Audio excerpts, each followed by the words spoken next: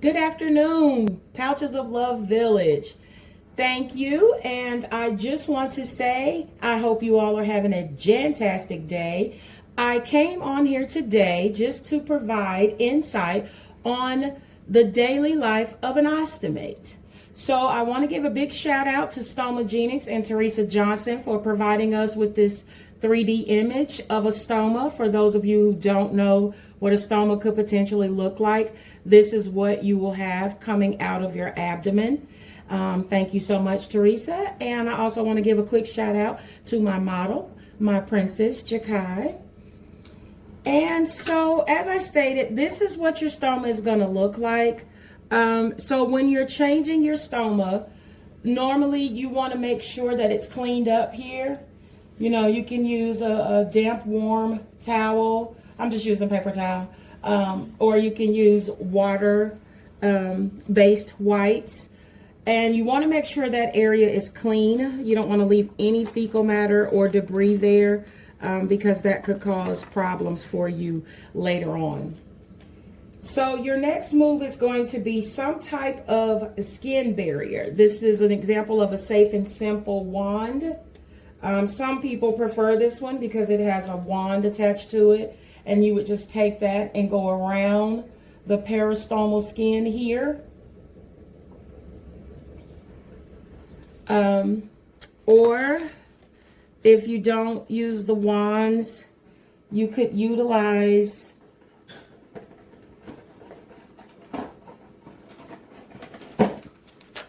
a Cavalon wipe. These are my favorite. The difference here, it's the same type of product. It just has no wand attached to it. So you want to make sure that you apply the skin barrier around that peristomal skin. You can also use a spray. You would just spray this. Actually, when this dries up, you should be able to actually notice a film around that skin barrier, around that peristomal skin.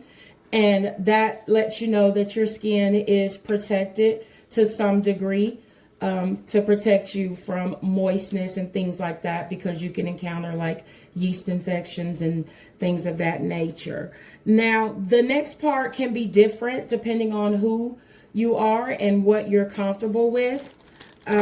Some people like to use the paste strips. This would just go around the stoma like so.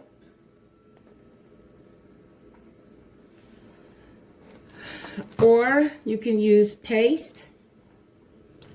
Just to give you an example, this kind of comes out like this, and it would definitely go in the same area as the paste strip.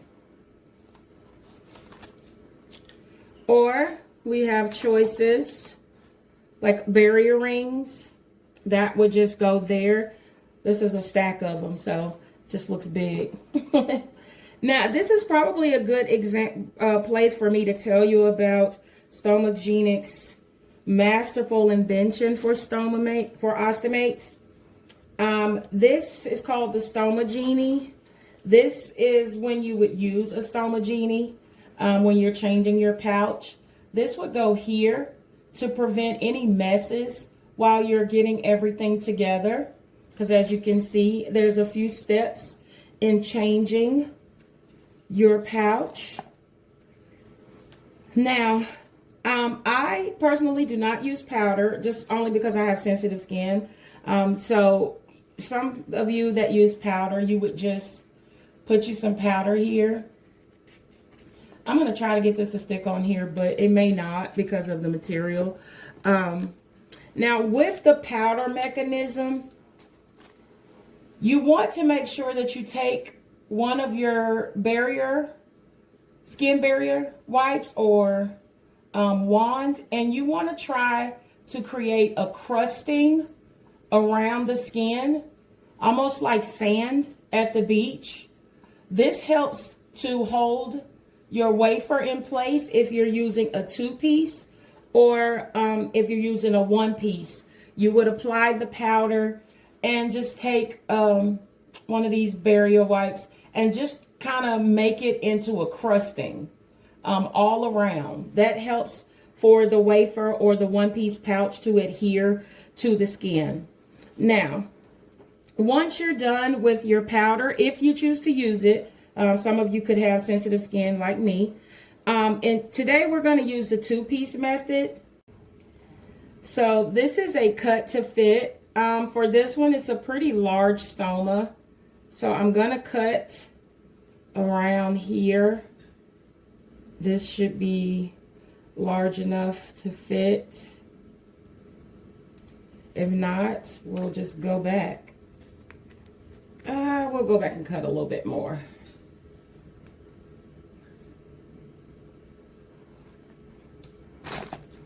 So you're going to need to take this paper off here.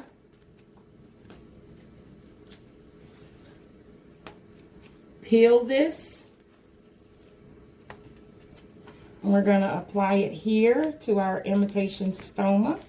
You want to press that. If you use the paste or the strip, you want to make sure that it's pressed down so that it stays and adheres, and prevent yourself from having any leaks.